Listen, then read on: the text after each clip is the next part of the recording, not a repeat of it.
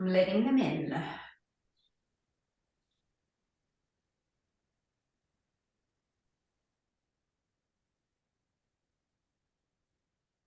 Good evening, everybody. I'm just letting everybody filter in from the waiting room. So we'll just give everybody a couple more seconds to get in. Thank you so much for coming and hanging out with us on this Thursday evening. We are super excited to showcase some of the amazing TM6 modes to you. And I'm sure we've got a little bit of a mix of customers or potential customers on this call. So I would love for you, just in the chat box, it's down the bottom, center bottom, if you click chat, you can tell us your name, where you are in the country, and what Thermomix model you are currently using. So maybe a TM6, maybe a TM5, could be TM31 vintage, or maybe you are not a Thermomix owner yet. And it doesn't matter, because no matter what stage you're at, we are really looking forward to cooking with you this evening, showing you the Thermomix, showing you some of the things it can do. And so, yeah, it is not going to be a long one. It's going to be short and sweet. And we actually have kept it quite simple, because I think sometimes with these classes, we try and wow you with all these intricate recipes, when really what you need, you just need the basics. How do I get the most out of this investment? So there is a mute button, bottom left-hand corner, and it is helpful if you mute yourself, because otherwise, when you talk, you go in the big box and everybody can see you, and then I have to frantically try and find you to mute you. So stay muted, but definitely you are allowed to ask questions, pop them in the chat box, and we will be monitoring the chat box and answering the questions as they come along. So yeah, let's just crack right on into it. My name's Odette Smith, Thermodette, and I am based up in East Auckland. I have had a Thermomix since late 2017, and I got the TM6 when it was released, because I was a consultant and the team leader at the time. And I remember when the TM6, when they announced it to us and they said it's new Thermomix, and I was like, how could it possibly be any better than the incredible Thermomix I have at home? And it turns out that it actually is better. And I absolutely love my Thermomixes, and I could not live without them. So yeah, I'm a raving fan. I'm not afraid to say it. And tonight we're going to hear about some of my favorite TM6 modes. So I'm going to hand you over to Bridie first. Bridie can do a little introduction. And Bridie is actually going to be cooking our first recipe tonight. Thanks, Odette. It's absolutely one of my favourite recipes as well. So if you don't know me, hi, I'm Bridie. I'm a consultant based here in beautiful Blenheim, and I joined the team 3 weeks after I got my Thermomix in 2019, because I just absolutely wanted to share the way that it changed our family's life. And I'm still here because it sparks joy. So I'm going to make the caramelized onions tonight, which uses the high heat function. This is a massive game changer, especially if you've got a previous model, because it goes up to 160 degrees. I have to contain my excitement and just try and simmer down, but it's proper hot, okay? You will hear the sizzle. If you're a TM5 owner, you will absolutely get my excitement, because they're still incredible machines. You can do heaps with them, but it's really hard to crack that sizzle. So this is really key. So what I have done, if you are a non-Thermomix owner, on your Thermomix home screen, you will see 3 circles. So you've got the time, the temperature, and the speed, and the direction of the blade option that you can set from the home screen. So blunt for stirring, and then the sharp blade for cutting and doing everything else. So then on your home screen, just before we go on, just in case you are completely new to the Thermomix, you've got a whole lot of preset modes that you can bring up in your machine. So I'm not using one of those preset modes. It's more of a mode within a guided recipe. The Thermomix connects to a website called CookieDoo, which is kind of like, as Thermodette says, Netflix, but recipes. So really, really exciting at the moment. We've got over 90,000 recipes, and you can bring up recipes from all around the world, which is pretty incredible. So what I have done is gone to Cookie Dough via my app on my phone today and just added it to my weekly planner.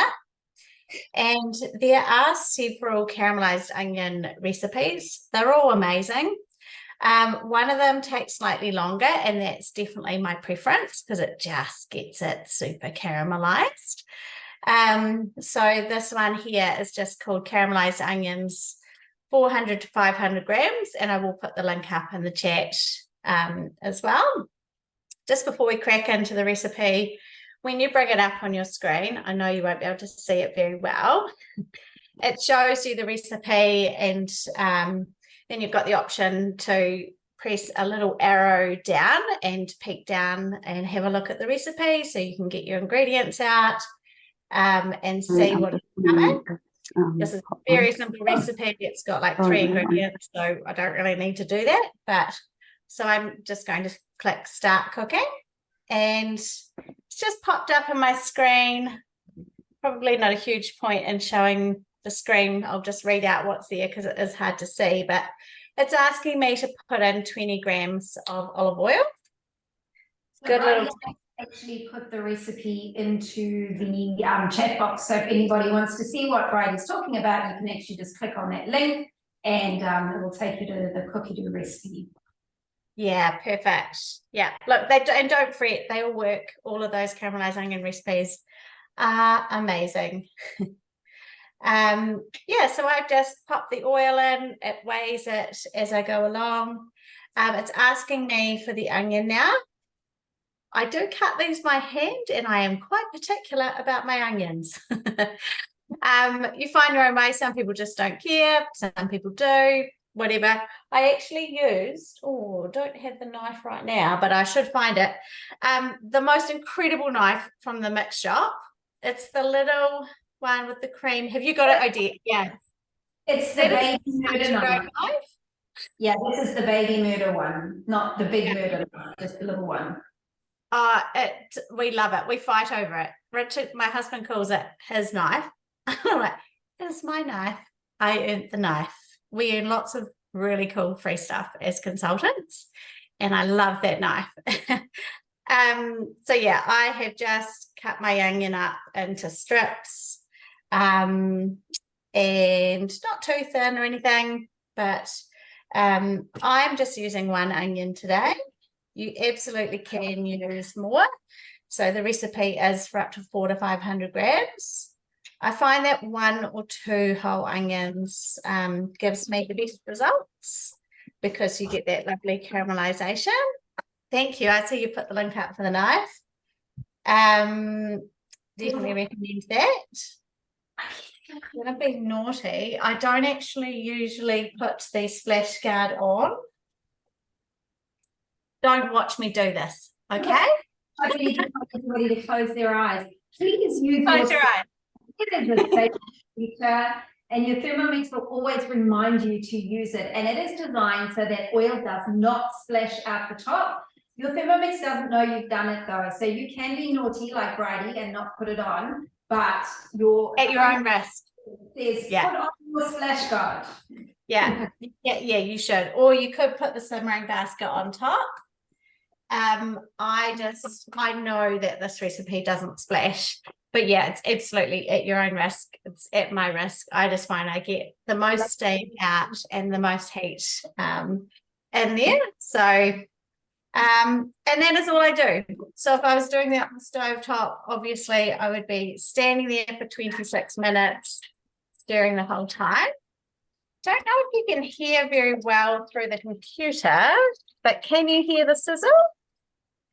Hopefully can. If you can't, you'll just have to use your imagination. So those onions are caramelizing. While they are, I would love, if you are a TM6 owner, I would love for you to pop your favorite high heat recipe into the chat box for us, because the great thing about these classes is that we're always learning from each other. So if you've got one to share, I will get you to pop it in the chat box. And while you do that, I'm actually going to spotlight my own kitchen because I am cooking next. And I am actually going to be cooking something really simple, but something that we actually make a lot and that is always really impressive when I do it in front of people. And this is the lemonade. So we're going to be using turbo mode. Now, turbo mode is the fastest your Thermomix goes. It is very, very high speed. And because of that, it is only increments of half a second, 1 second, or 2 seconds. Now, my top tip for you is that less is more with turbo mode, because you can always do more turbo, but you can't do less turbo. And once you've gone too far, you have absolutely just gone too far. So just small baby steps with turbo. So this recipe I have actually saved to my week, and we are going to be cooking it. There you go, lemonade. Start cooking, and it starts by telling us we need 100 grams of sugar. Now, you can vary the amount of sugar. You don't want to vary it too much, because sometimes if you take too much out, the lemon can be very sour. I'm going to pop 50 grams in.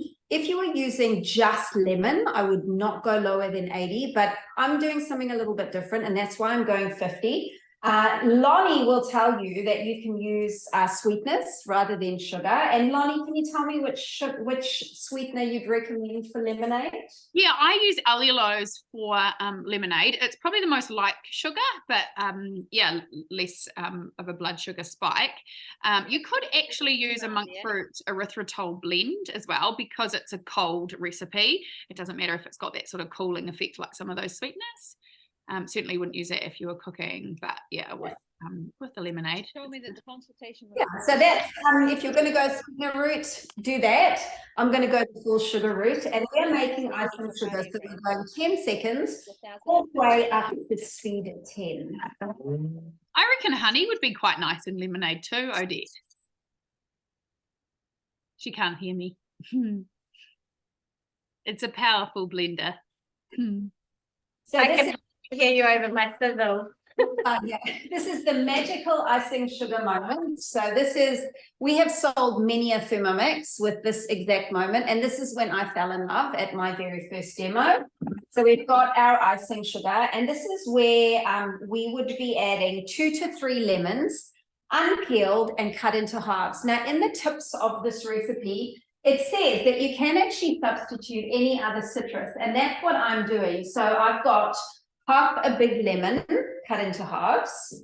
I've got a tiny little half a lime, and then I've got 1 orange that I've cut into quarters.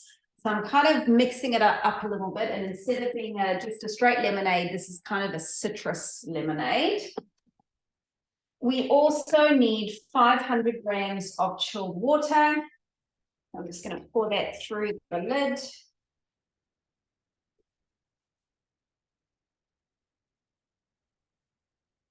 Almost, there you go. And this is the point where we bring turbo up.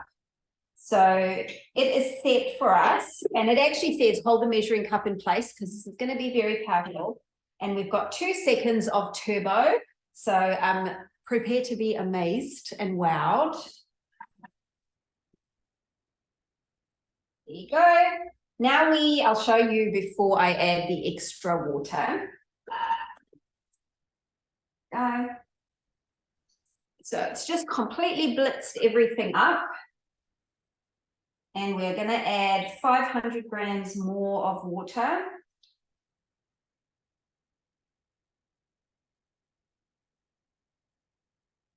There you go. Now, this is where you are going to use your simmering basket as a strainer. So if you pop it in and then twist it just to the side, slightly, just to tighten it up. You do need to hold on to the simmering basket with your thumb, because if you don't, the basket and all the lemon and everything will come flying out. I know from experience. And we are going to strain that into a jug. So yeah, we have this a lot. The kids really like it. I feel a lot better about giving it to them because it isn't full of sugar, and I can control the amount of sugar that goes into it. And basically you're going to add a few cubes of ice either to the pitcher or just to the individual glasses. But yeah, it's very refreshing coming into summer. And if you are serving it to grown-ups, you can add, you know, a little bit of vodka or gin, or we won't judge you if you do. But yeah, basically that is your lemonade. And in this case, it's kind of like a citrus lemonade. But yeah, so quick and so easy using your TM6. So I would love to know, guys, in the chat box, are there any turbo recipes that you are really loving? Because we love to be inspired by our customers. And while you pop those in the chat box, I'm going to get my other bowl so that I can start the next recipe.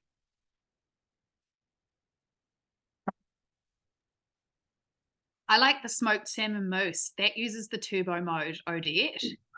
That one. It's a 5-star recipe in Cookie Dough, and for good reason too. It's beautiful. It's like cream cheese, and you put the flakes of salmon in, and then you blitz it on turbo for about 5 times, and it mixes it all up. It is a good recipe. Christmas time is coming, and I always do that on Christmas Day. That sounds delicious. Right, so next recipe, I'm going to show you how to sous vide eggs. So sous vide is one of those modes that most people find just a little bit scary and overwhelming. Sous vide basically is French for under vacuum. And normally it requires you to pop your food into a bag and then vacuum seal the bag, either using a vacuum sealer wand or by filling a big basin of water and then slowly submerging the bag so that the air escapes and then sealing it when all the air is out of the bag. You then cook the food in the bag at a low temperature for a prolonged period of time. And the result is that the food cooks really evenly from the outside to the inside. It gives you a beautiful texture, beautiful flavor, keeps all the nutrients in because it's that controlled, sealed environment. But for a lot of people, they're like, sous vide, that's a bit scary. And so sous vide eggs are actually the perfect way to dip your toes in sous vide without having to invest in any expensive accessories or, you know, go outside your comfort zone too much. So the only thing you will need for sous vide eggs is you do need a blade cover, potato peeler. You can use the old school one as well, just the plastic one, but this one peels things as well, so it's way better. To insert it into your bowl, you just fit it over the blade and make sure it drops in and it is secure. We then need to pop about 1,600 grams of water, so bring up your scales. And I don't have any more water in my jug, so I'm quickly going to go, I'm going to try and guess 1,600 grams. Let's see how close I am.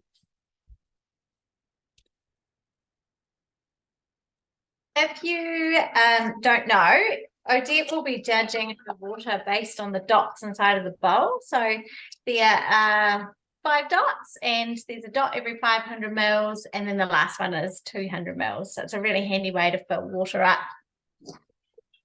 Oh, that was close. 1450. Let me get a tiny bit more. Has anyone here had a go at sous videing anything?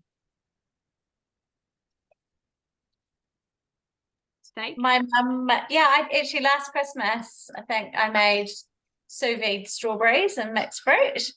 Beautiful. That sounds delicious. Nice. It was very nice. So we've got 1,600 grams of water. We have got the blade cover peeler in, and I'm going to select kettle mode. So kettle mode is for obviously boiling water. You can use it instead of a kettle. But the great thing about it, and the difference between the Thermomix kettle mode and your kettle, is that you can control the end point of the boiling. So instead of going to 100 degrees, I only want to go to 75 degrees. And that's quite cool when you have some of those fancy teas that don't do well at 100 degrees, because you can control what that temperature is. So I'll let that go to 75 degrees. And while that's happening, I think we're going to hand over to Lonnie. I am not sure what I'm doing first, whether or not I'm doing hollandaise or my sourdough. What about your sourdough first? Yeah, let's do sourdough. Okay, it's about that time, and my starter was looking quite active, so it would be good to get that on. I'll show you my starter.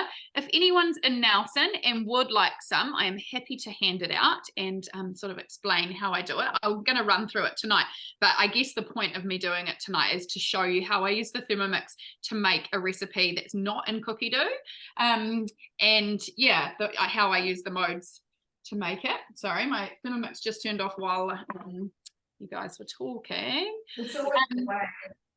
So this recipe is Nicola Galloway's. She is the sourdough queen in New Zealand, and we're lucky enough to have her in Nelson. So she's actually done a sourdough class with our Thermomix team here. So if you're lucky enough to be a Thermomix consultant in Nelson, we get to do cool things like that. But anyway, I'm not going to go into all the finer details of sourdough, but obviously we use a starter as opposed to using yeast or sort of a commercial instant or fresh yeast. So this is just wild yeast, and that's obviously, yeah, pretty active and bubbly.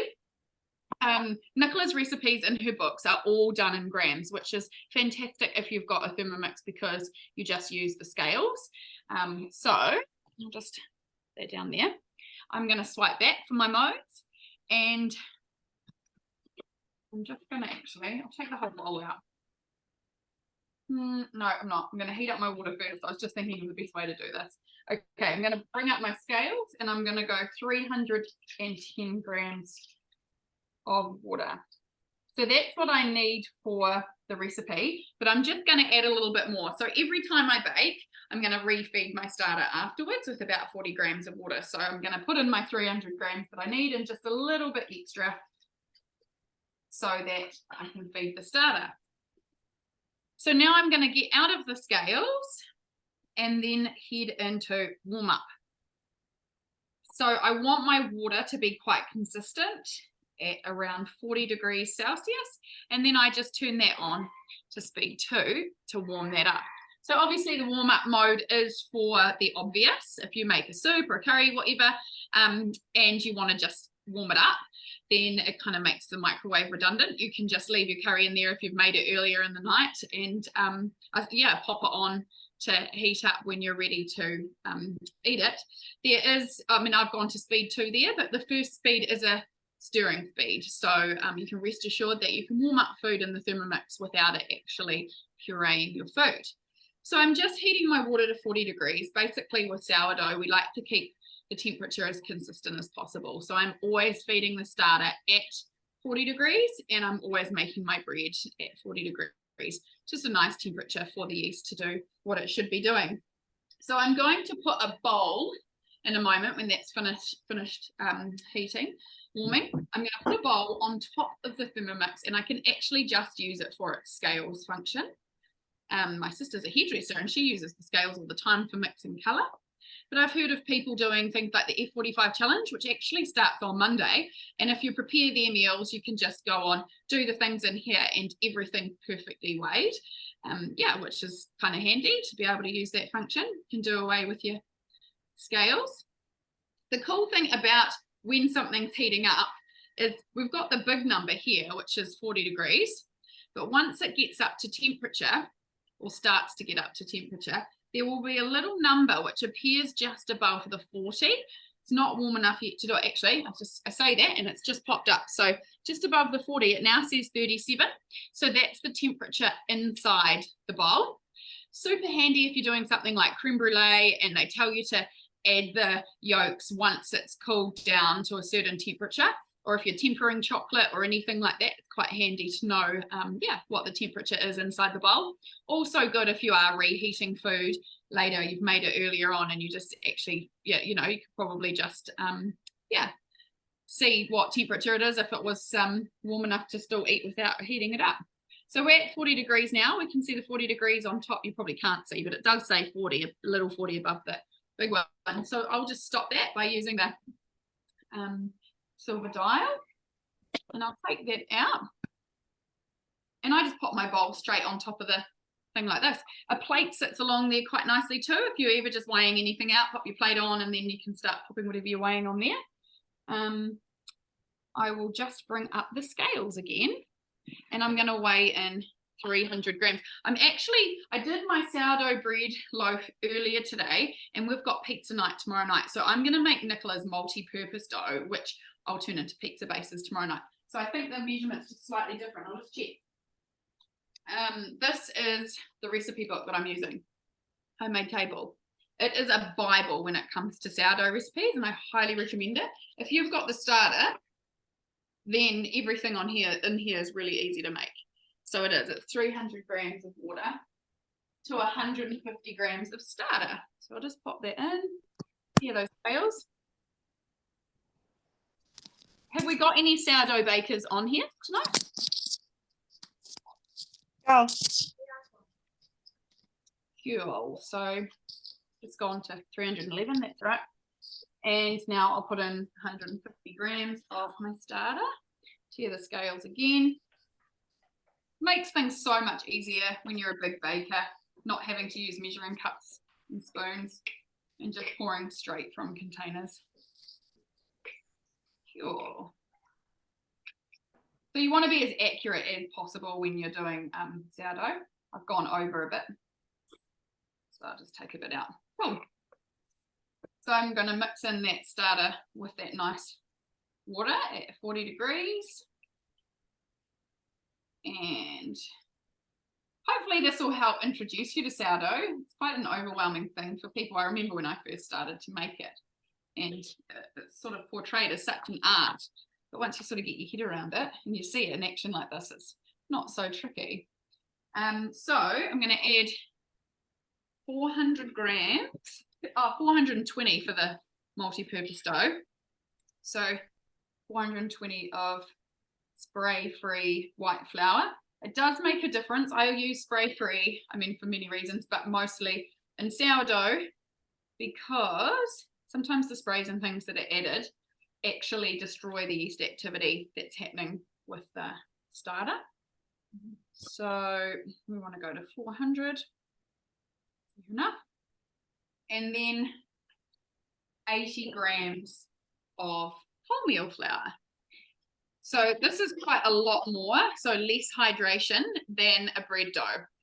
This is so that it will keep for longer in the fridge. So once I've made this tonight and done a few stretch and folds on the bench for about 3 or 4 hours, it will go in the fridge, and it can actually stay in the fridge for up to 72 hours. So yeah, it can just stay in there. You can make it at the start of the week and just pull it out when you want to make some bread rolls or some pizza bases.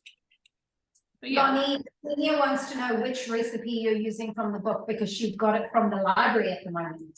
Oh, great timing. This is the multi-purpose dough. Multi-purpose dough. So I put in my 80 grams. Sorry, I was going really slowly.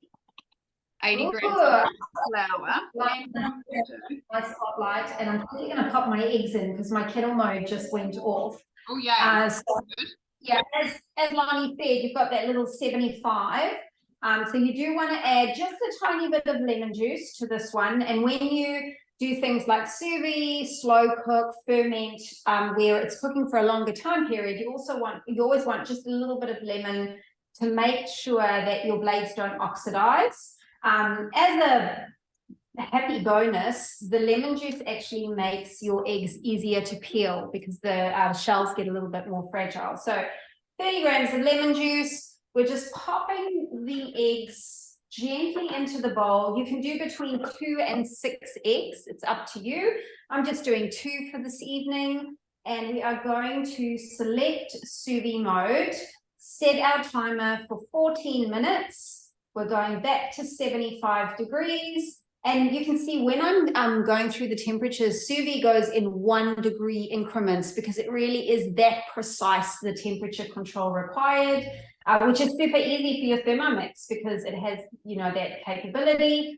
So 14 minutes, 75 degrees, and just turning on start.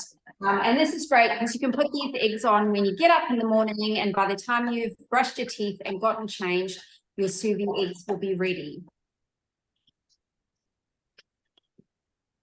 Cool. I have just made a bit of a shaggy dough. using that flour, water and starter mix. And in about half an hour, I will add some salt. I might do it a bit sooner than that. We'll just see if we're still on here with you. So yeah, while that's put aside, I will just refeed my starter now. And so what I would do is just pop that on here and tear the scales, and I'll do 40 grams of flour and 40 grams of that warmed up water that's still in the jug. There's a little bit there to feed my starter.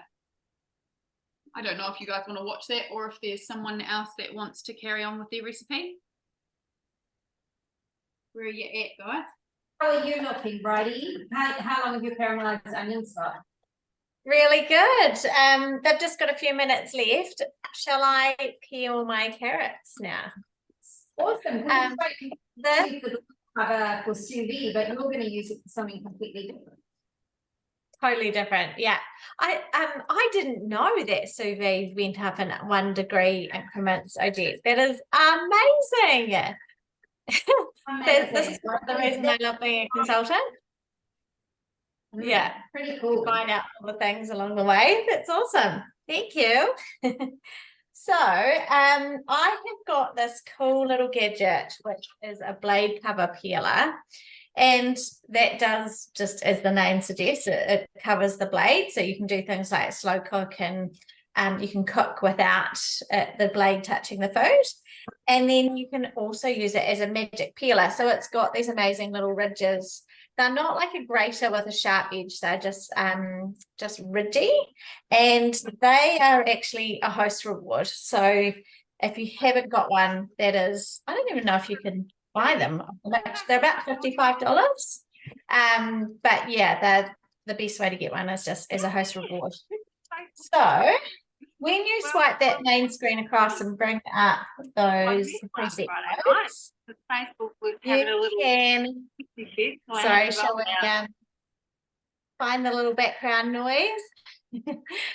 Yeah, you can bring up the peeler mode. I'll never forget the first time I did this. Oh, honestly, so many wow moments all the time still, even after so many years with my Thermomix. So I am just going to click the peeler mode. I know you can't see my screen particularly well, sorry. As Odette says, it's the only machine that gets better as it gets older. So because it's Wi-Fi connected, Thermomix will do updates every now and then, and it's really simple. You just click the button saying, yes, I want to update now. So what it does, when you click that peeler mode, it comes up with the instructions. So if you are a new owner, never fret using those modes. You can easily just bring up the instructions on the screen. If for some reason you went into the mode and you forgot, there's a little eye on the top right hand side of the screen, and you can just click that and bring up the instructions again.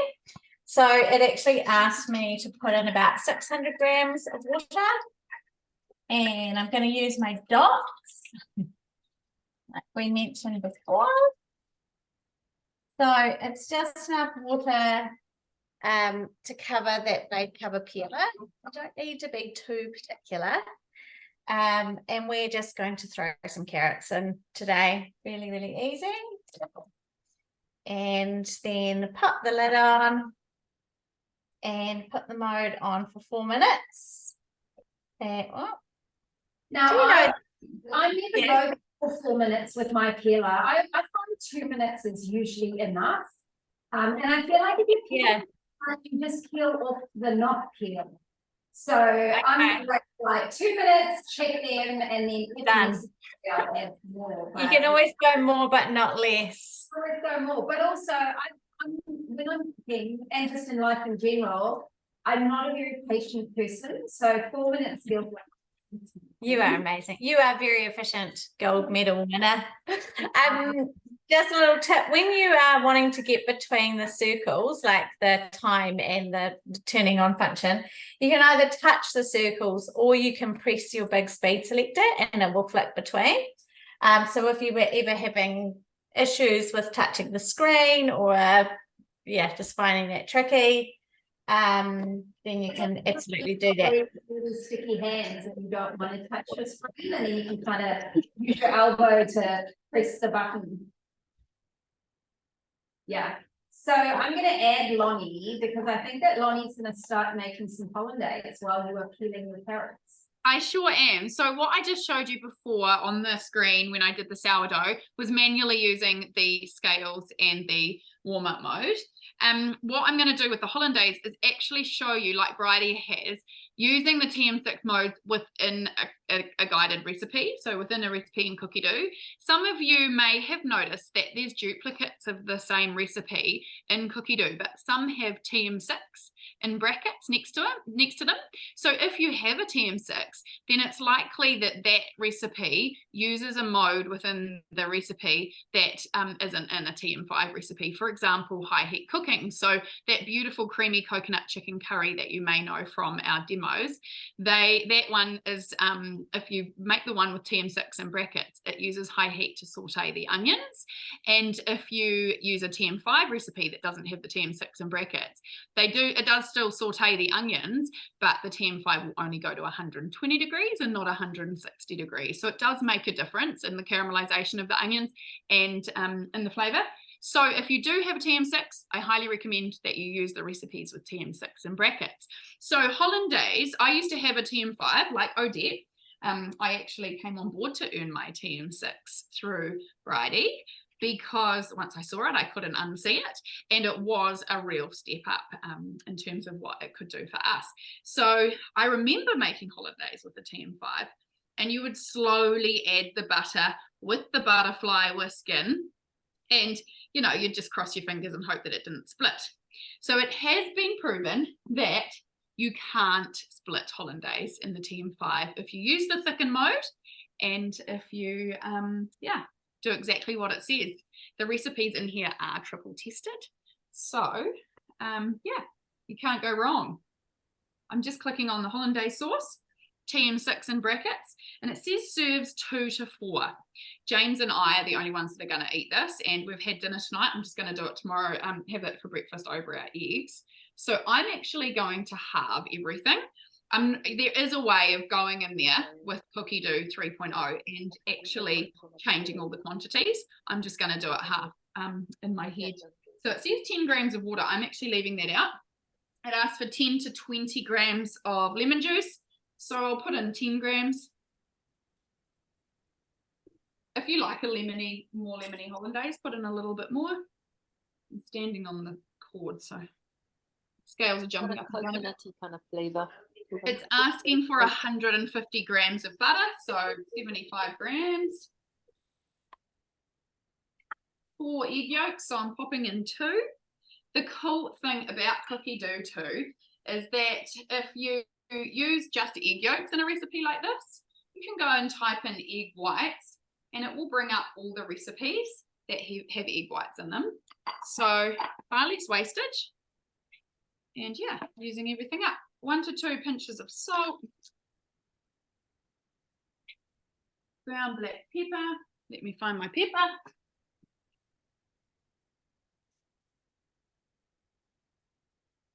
And it's just saying to insert the measuring cup, which is the default, into the mixing bowl lid. And then thicken mode is activated within this recipe. You just turn your speed selector to start, and the Thermomix is smart enough that it will know when it's thickened to that point of being ready. So it's saying approximately 10 minutes. It's a perfect amount of time to go and cook your eggs, toast your toast, and by the time that's done, your hollandaise is beautiful and fresh and ready to pour over top. Yeah, thicken mode is amazing. So if you are using it manually, so you're not in a recipe, the rule of thumb is that if you are thickening with eggs, it is 80 degrees, the temperature you use. And when you thicken with corn flour or flour, it's 100 degrees. That's, how you know. I was tossing up between doing a curd and a custard tonight as well. I say, oh, do I do the hollandaise or do I do a curd or a custard? Both are fantastic using the thicken mode. Has anyone made them? Oh, Denise is saying she loves the hollandaise. She made it last night. There's a nice hollandaise in Cookie Do, which is paprika and red capsicum, I think, or it's called pepper and paprika or something like that. I'll find it. It's so good. It's really nice on steak too. I will find, oh, it is red pepper and paprika hollandaise. I will pop that into the chat box for everybody. Perfect. So, Brian, I saw you open that bowl of carrots and then you had this really look of glee on your face. I reckon you should show us what they look like. It's like, oh my gosh. It never fails to amaze still. So I knew they were going to turn out like this. It's not a mistake, but they end up like these cute little nuggets. And they're like perfect for a lunchbox. And they roast. But these are baby carrots. They are big carrots that they take down into little carrots. So, you know, you can make your own baby carrots at home, and they are so much cheaper than the fake baby carrots that you can buy at the countdown. Yeah, you could absolutely cut them. Yeah, totally. You could cut them smaller if you wanted. I've just poured it into the thermoserver, which is amazing. I actually don't own a sieve or a colander anymore. I always just use the simmering basket for everything. It's amazing. So I've got my little nuggets and I'm going to take my blade cover out and put my Thermomix on pre-clean mode. One of the most recent modes was actually a short clean, which is absolutely incredible. So it only takes 2 minutes to put itself through a wash cycle on your machine. So all you do is pop some water in. It tells you on the instructions to put about 1 litre of water or 1 drop or a little dash of white vinegar in. It's really important because if you put more than a drop, you will have a foam tsunamis all over your machine. So you can. This is my favorite mode. Like, there's modes I love, but none that I love as much as pre-clean mode. It's amazing. Just on cleaning, if you do ever like you use the high heat mode, my caramelized onions are done, by the way.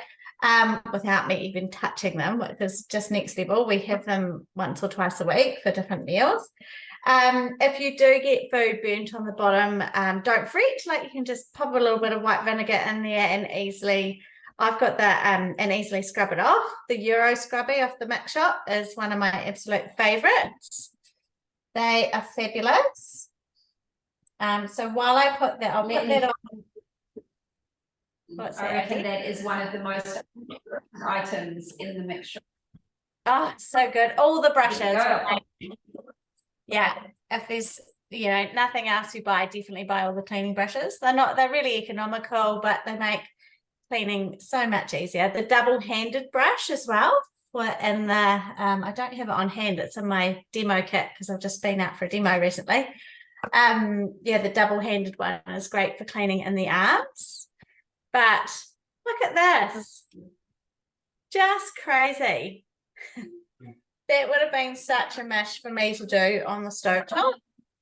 If I had 26 minutes spare to just stand there and do nothing else, you know, maybe. But not today. So while that's happening, I want everybody to tell me in the chat box what their favorite mode is. So Lonnie's just yelled egg boiler. So that's obviously Lonnie's favorite mode. Bridie, what's your favorite? And then I pushed enter before I finished typing it when I meant to go back and get it off caps lock. We haven't mentioned the egg boiler, and that's the only mode that the blades don't turn. I think it's important to mention. You can boil your peas in there, cobs of corn, carrots, and of course your eggs. It's a pretty quick, easy dinner when you can do dippy eggs in a few minutes hands-free. So what I'm going to do is the sous vide mode is done. I am going to carefully pour my eggs through the simmering basket, and then I'm going to bring them back and show you the trick to cracking your sous vide eggs. So just, yeah, simmering basket is the best for draining anything really. You can do pasta, you can do your eggs, obviously, you can do vegetables. Right. So if you make sous vide eggs, you kind of have to be prepared for the fact that they are not boiled eggs. They are different. They have a different texture. In particular, the white of sous vide eggs is not that hard white that you have with boiled eggs. It is a very custardy egg. And some people, like, if you don't prepare them for it, they're like, it's undercooked. It's not undercooked. It is sous vide.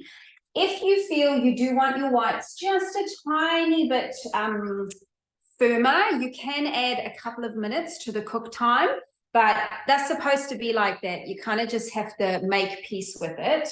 When you crack them, you need to kind of do it in one motion. So you're going to tap it on the side of the counter and then pull the shells away from each other. I would recommend cracking them into a bowl, because if you do have little bits of white that are not as firm as the rest, it means you can scoop them away and just pop the beautiful sous vide egg onto your bread. So we're just cracking, and then we're just pulling the shell away. Oop. It's always fun when you do it on camera, and you put shell in everything. No, that's not too bad. There you go. Perfect. So it's kind of hard to show you, but it is definitely a different texture. Beautiful and very custardy. You're gonna, for me, I don't think there's much that I would scoop away from there. So you'll get your toast, have your toast ready, or, you know, vegetables, whatever you're going to serve this with. And now you would just use a spoon to transfer your sous vide egg. It is kind of like a poached egg, but poached eggs tend to have very runny yolks, whereas sous vide eggs are custardy throughout. So I'll actually cut into it for you. I'll grab a plate, because that will probably explain it better than me just saying it's different. So I'll grab a spoon and I'll grab a knife, and then I can actually show you what the texture is like. So let's say, compared to poached eggs, the yolk is more set and the white is less set. So there you go. Right, so that's what it looks like. If you cut into it, so can you see it is a little bit runny on the inside, but not like poached eggs where when you cut them, everything oozes out. So it's kind of more of a slow ooze. I know that sounds so appetizing. And the white is also a little bit softer. They are beautiful. They are very fancy. And yeah, I reckon if you are not sure about sous vide mode, they're the perfect place to start. And then if you go, oh, that was exciting, I loved it, I want to try some more things, then definitely I would recommend getting the vacuum seal wand and the vacuum seal bags, because they will make your sous vide journey much, much easier. So there you go. Right, Lonnie, how's that holiday? It's 2 minutes away, but I could, I was going to say I could add the salt, but I can't weigh it in. I'll just use a teaspoon. What I'll do, just show you how I add my salt. What I'll actually do, Lonnie, while we wait for your hollandaise to be ready, is I'm actually going to show everybody something on Cookie Dough. So there, I'll just share my screen. There you go. Here's our lovely Cookie Dough. And if you go kind of halfway down the screen on Cookie Dough, there are a few articles. And if you click along, talking about aroma, the third one across is actually TM6 Modes Explained. So it's all you need to know, with some step-by-step videos. And basically, for each of them, you can click in. So Lonnie's favorite mode, the egg boiler, that unfortunately we didn't talk about tonight. There's actually a little video that explains egg boiler mode. It gives you some tips and tricks, shows you some of the must-try recipes, and then talks about some of the other modes. So if you, if you're a bit curious and you want to know a little bit more about all of the modes, there is an article on Cookie Dough about all of them. And yeah, and obviously, even if you're not an owner, you can have access to Cookie Dough. So everybody gets 30 days free access. And it just gives you some time to look around. And then if you decide you like what you see and you invest in the Thermomix, when you log into your Thermomix for the first time on Cookie Dough, you actually get another 6 months added to your subscription. So lots of articles in the center section. Sometimes people just miss it because they're so busy looking for the recipes. There's an article on savings, there's one on baby food, and these do actually change sometimes. So less waste in your kitchen. So yeah, continuously being updated and just having new things. You can learn about scaled recipes. Like Cookie Dough is just incredible. You could fall down the rabbit hole and never come out, I reckon. Right. So, You want the hollandaise? yes, I do. And did I buy you enough time? You did. Bear in mind that I did a half recipe, but you can still see. It's magic. Oh, you know, Lonnie, it would be quite handy if you were at my house with your hollandaise. We can pour it all over that egg and fight over it. And if you'd already made the sourdough, we could have sourdough and eggs and hollandaise. And It's my lemon. breakfast tomorrow morning. It's going to be good. Maybe not the sous vide egg.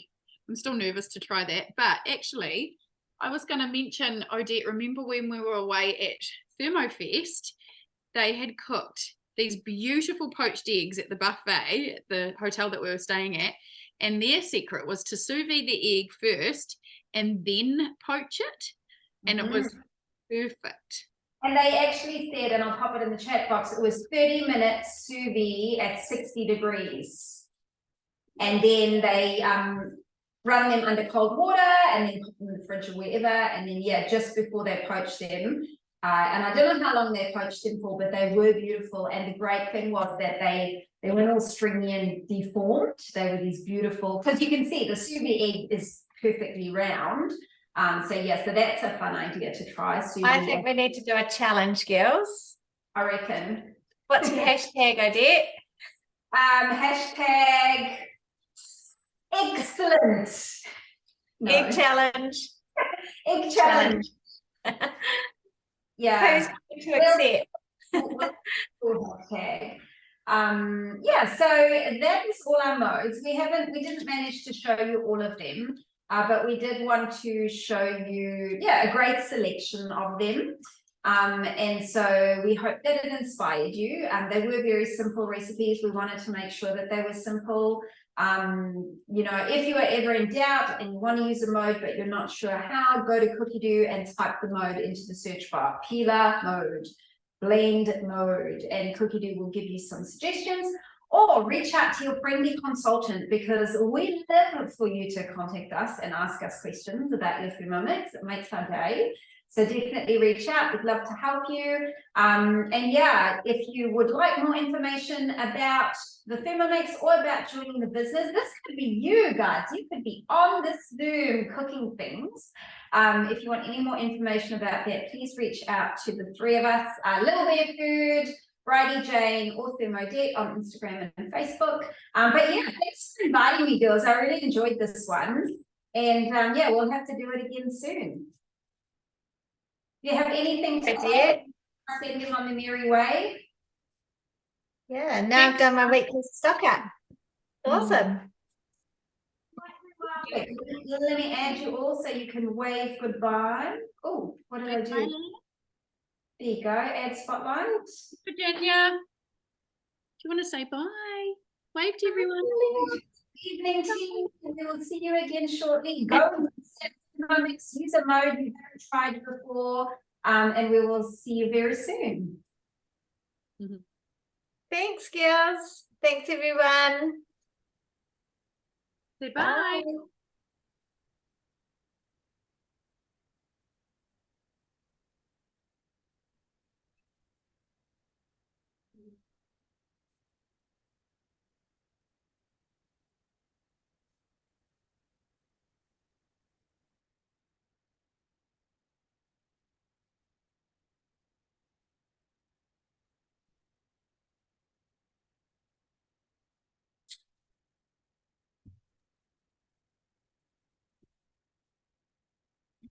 Are you going to pause recording?